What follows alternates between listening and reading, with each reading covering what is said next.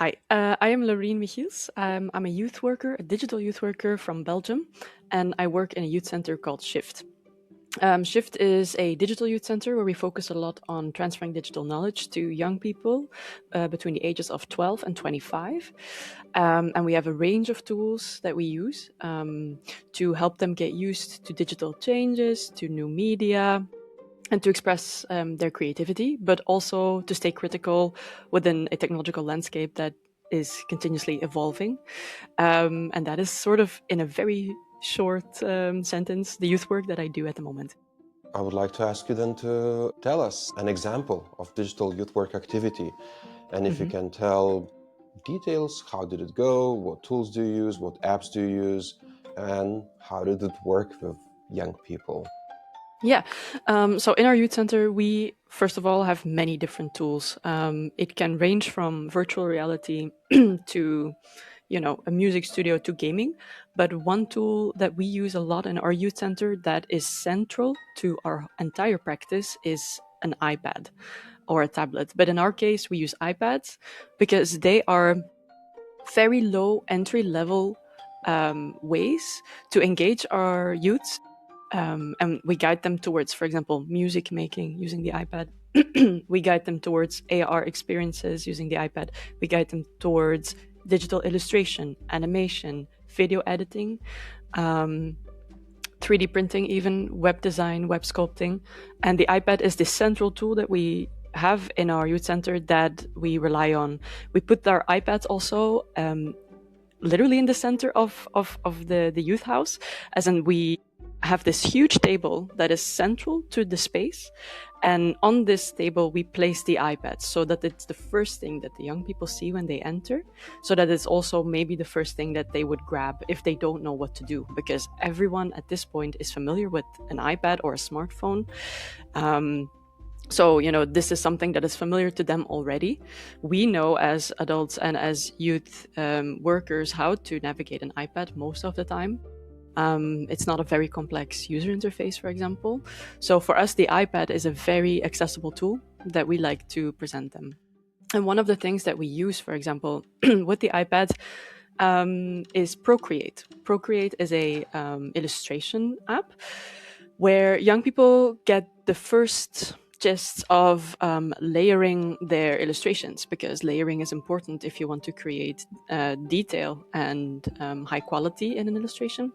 So we teach them, for example, how to use Procreate, how to use certain effects in Procreate, how to create a mask, how to, overline an already existing image if they want to create stickers, because their illustrations can then be used to create stickers, to create what do you call it, laser engravings. So we can send their image to the laser cutter and then they can engrave one of their designs in the laser cutter.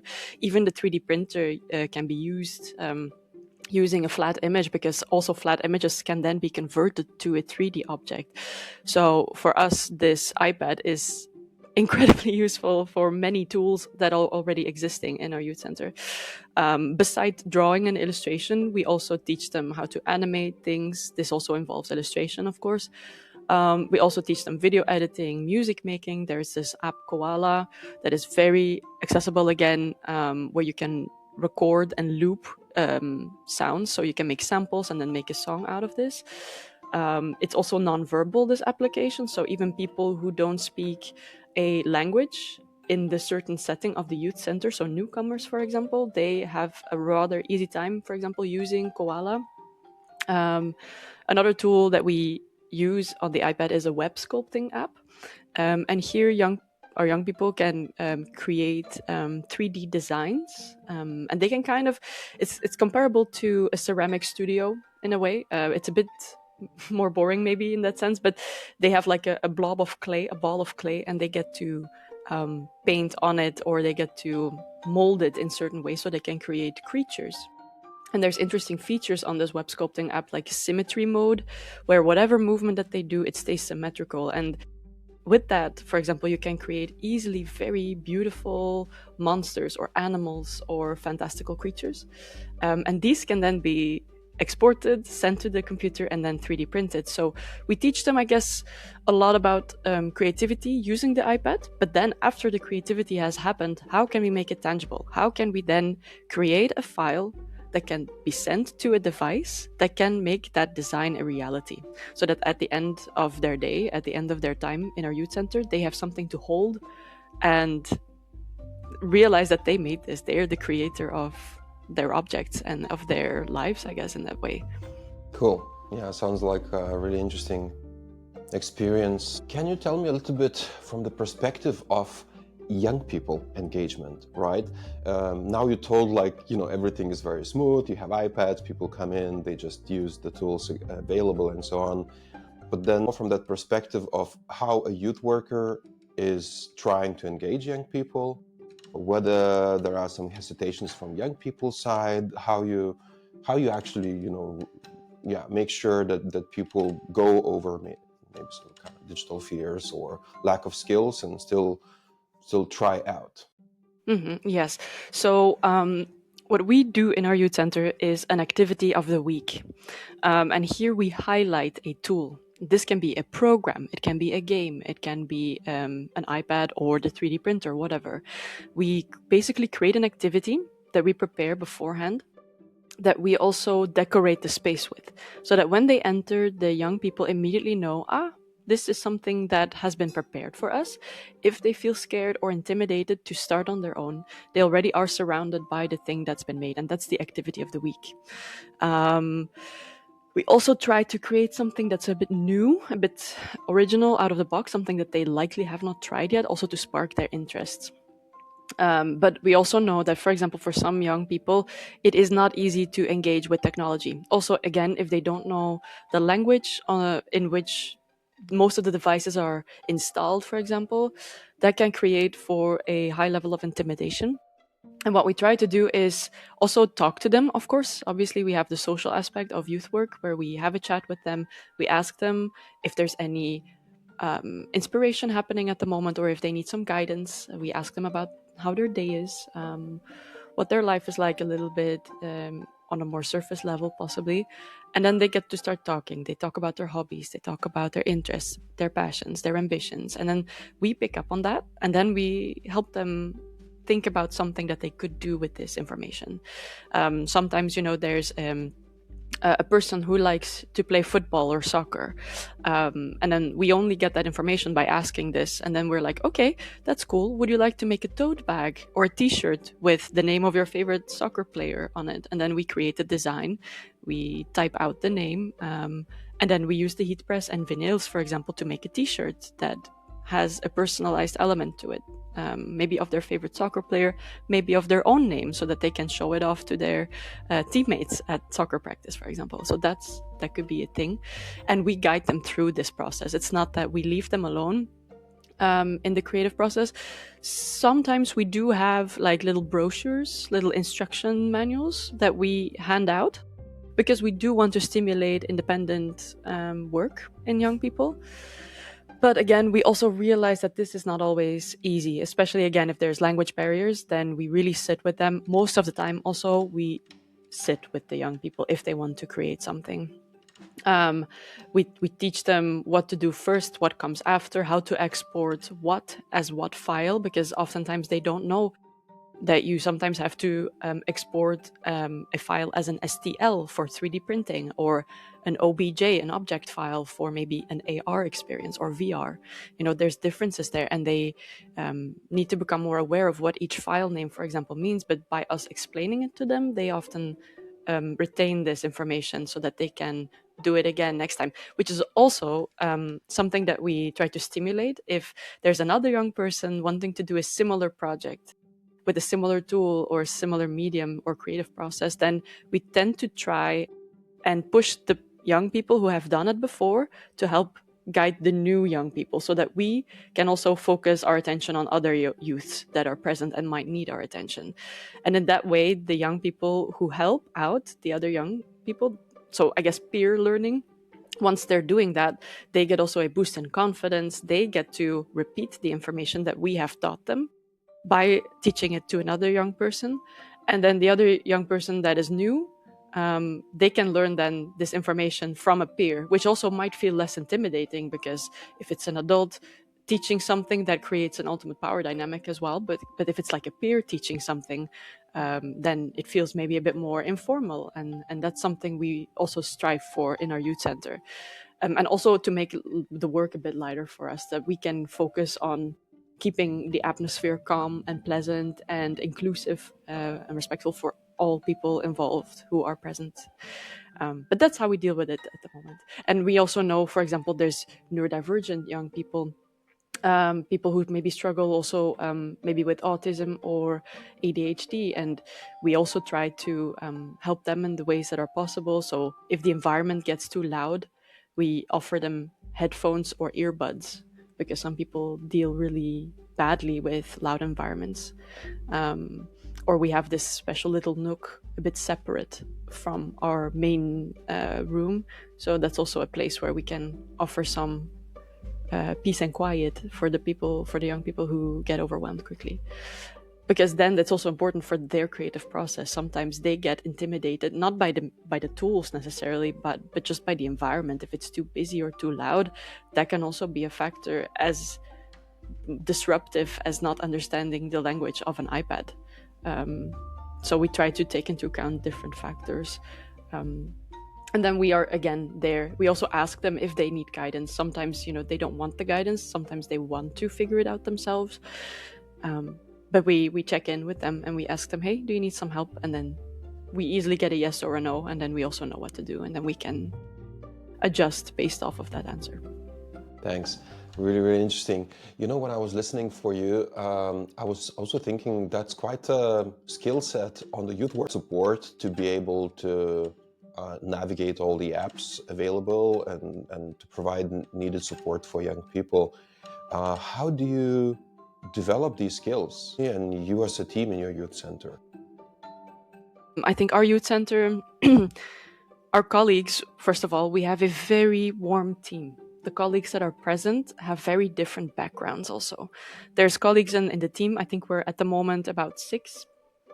We have colleagues that come with a background in social work solely. So these people are social workers. They have a degree in social work. It's in their blood, like social work is in their veins, so to speak.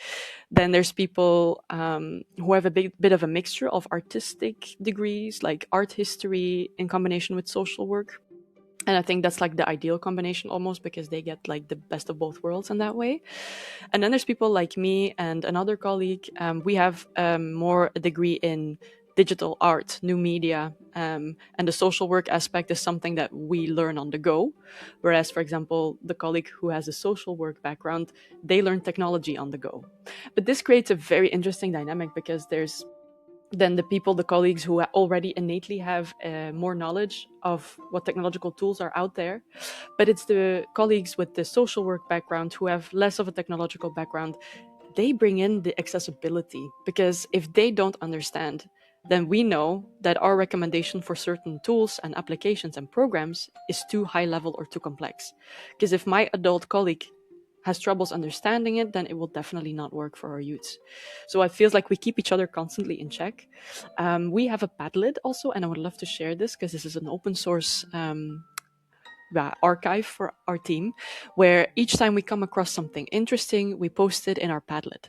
There's a ton of tools out there that we actively use, things that we have explored or still are exploring. And this ranges again from iPad tools to Nintendo games, to VR tools, to web sculpting, to anything you really can imagine. And it is sort of our inspiration board. And then each time something is posted in it, we check it out, we read up on it, we test it, we try it. And this is also a very important part of our youth working, this activity of the week that I mentioned before. We prepare this beforehand. So on Monday or Tuesday, we come together and then we make our activity of the week and we present it to our colleagues. We really try and challenge them and say like, hey, I found this fun tool to try. Let's make something creative with it. And then this is part of our work time. It's our playtime, but also work time.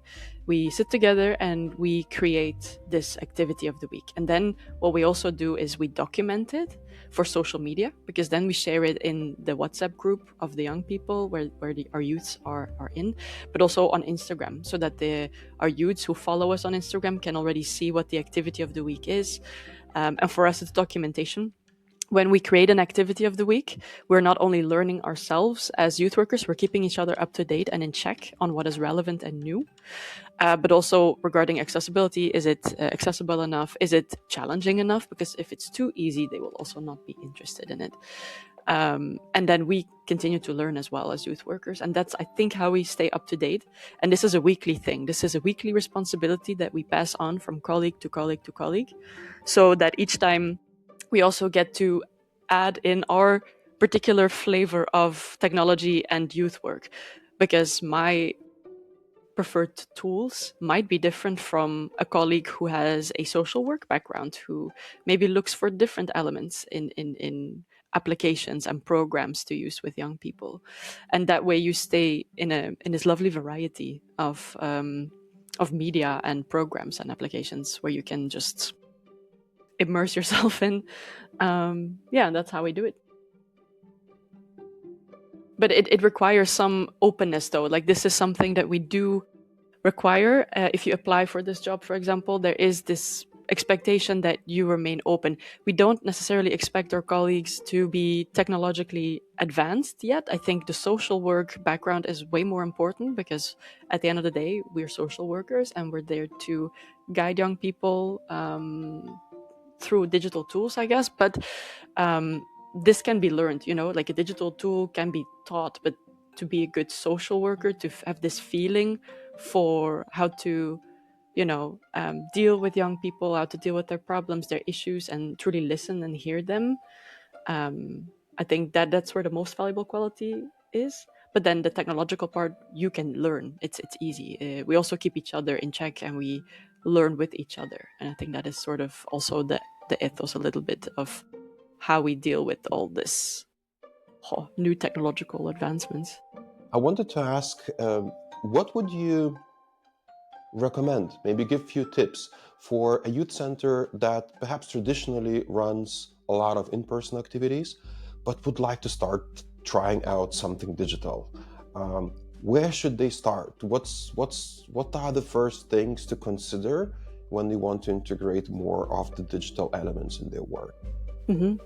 Yes, this is a tough question to answer, because a lot of youth workers' hesitations are very subjective, and it's hard to what is easy for me or accessible for me as a youth worker might not be accessible for another youth worker.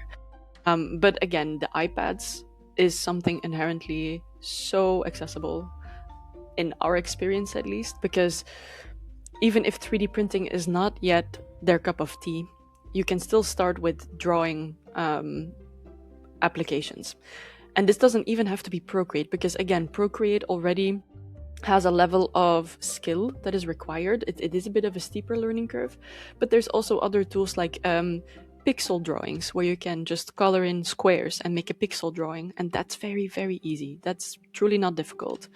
And for example, if you want to make it more complex, you could invest in a Cricut, which is a cutter, and then you can cut out your pixel drawings, for example, on sticker paper, and then you have made stickers.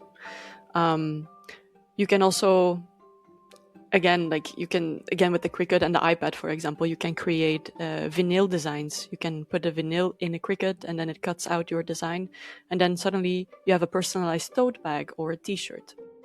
And this is a rather low entry start, but again, if a person doesn't know how a Cricut works, and there's no one else in the team who knows how it works, then it can be very intimidating. So again, maybe leave the Cricut to the side for now, but as a complementary tool to an iPad, there's already so much you can do with this that is quite digital, very creative, and rather accessible. But if that is already too high entry, then I would just focus on the iPad, because also there's music tools. You can have like a loop station in an iPad. You can play games. Again, pixel art is a thing, drawing digitally. I think that's already a good start to dabble with technology. And then you can also choose applications based off of your own skill set because, again, pixel art is easier than Procreate. Animations are possibly, also a bit more of a level up, but there's again applications that have a really easy, intuitive user interface. And then there's ones that are a bit more complex. And I think as youth workers in that scenario, you can choose for yourself which applications you would like to download on this iPad because based off of your own skills and experiences, you can then choose the level of accessibility. But I do think iPads are very good, a very good way to start. And that also means like iPads with the pencil or like a tablet with a pencil so you can draw on the screen. But for us, this has been, I would say, the most important tool. And it has the widest range, I think, of all the tools that we have because it is connected to so many other different tools. And from that, you can start. And I also think tutorials, YouTube tutorials, really, if there's no one in the team who knows anything, a YouTube tutorial will often get you a long way. And again, collaborations with other youth centers. That's something we're trying to focus on at the moment. We're talking to a youth center in Turin, actually, but also one in Sweden, that are also interested in incorporating more digitality in their working. And I think exchanges could be super interesting and very valuable, where there's maybe an exchange happening. A youth worker from Italy visits the youth working in Belgium, and the youth worker from Belgium goes to Italy. And that's also where you get to exchange your knowledge, your skills with the other youth workers. I think there's a lot of value in that as well. Especially if you're just starting out and you really don't know where to start. Having an expert or a knowledgeable, experienced youth worker in that field come over and show it to the team that doesn't know how to do it yet, then the train gets rolling. I think. And I think there's a lot of value in that as well. And that this is also a bit in our own mission, like how we deal with our youths.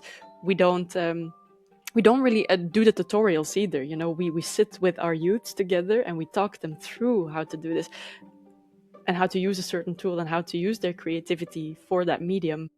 And I think it's the same also when it comes to youth workings. I think with other youth centers, learning peer to peer in person, showing them how it's done through a creative project like this activity of the week, we can just take that and bring it to another youth center, bring our tools, bring our iPads, and then just teach them how to do it.